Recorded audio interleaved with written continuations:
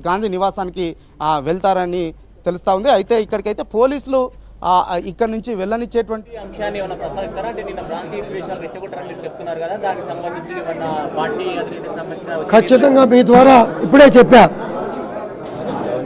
ఒక చీటరు ఒక కోవట్టు ప్రాంతీయ విభేదాలు సృష్టించే కార్యక్రమంలో మీడియా ద్వారానే మాట్లాడేటువంటి సందర్భం మీ అందరూ కూడా తెలుసు. అందరం మద్రాసీలుగా ఉన్నాం, తర్వాత ఉమ్మడి ఆంధ్రప్రదేశ్గా ఉన్నాం, తర్వాత రాష్ట్రాలు విడిపోయినాయి.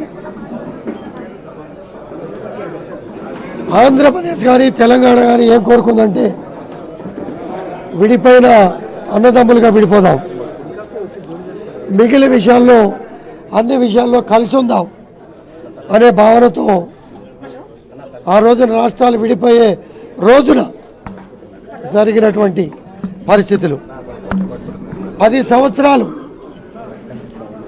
పాలన చేసి ఏ రాష్ట్రం వాళ్ళు వచ్చినా కాలులో ముళ్ళు కూర్చుంటే పంటితో తీస్తా అనే చక్కటి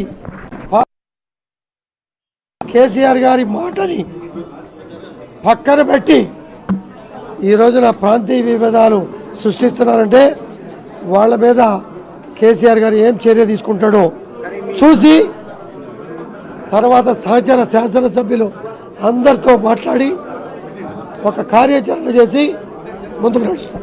బీఆర్ఎస్ అధ్యక్షుడు షఫీపూర్ రాజు అంటున్నారు, మేడ్చల్ జిల్లా అధ్యక్షుడు కాసేపు కూడా మాట్లాడుతూ బీఆర్ఎస్ కు ప్రాంతీయ విషయాలు రెచ్చగొట్టాలని ఏం లేదు, అందుకని ఆంధ్ర వాళ్ళు ప్రాంతం ప్రాబల్యం ఉన్న ఏరియాలో కూడా మొత్తం బీఆర్ఎస్ కి పట్టం కట్టారు, ఆలోచన లేదు అని కూడా కాసేపు ఆ ఆలోచనని గమనించాలి, తెలివితో వ్యవహరించాలి.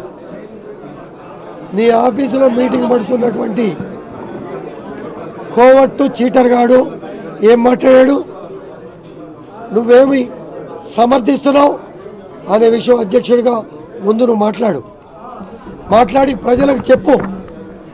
వాడిని ఖండిస్తావా, వాడి పార్టీ నుంచి సస్పెండ్ చేస్తావా, మందలిస్తావా, ముందు దానికి సమాధానం చెప్పి రా, అది పద్ధతి. కౌశిక్ రెడ్డి మీద సస్పెండ్ చేయాలంటున్నారా, లేకపోతే ఎట్లా పార్టీ నుంచి సస్పెండ్ చేయడంతో పాటు మీరు కూడా ఒక ఏరివేత కార్యక్రమం నేనే స్వయంగా తీసుకుంటానని చెప్పారు కదా, దానికి సంబంధించి మీ యాక్షన్ ప్లాన్ ఎట్లా ఉండదు? మీరు వక్రీకరిస్తున్నారు. కేసీఆర్ గారు తీసుకొని పక్షంలో సహచర మిత్రులు శ్రేయభిలాషులు శాసనసభ్యులతో మాట్లాడి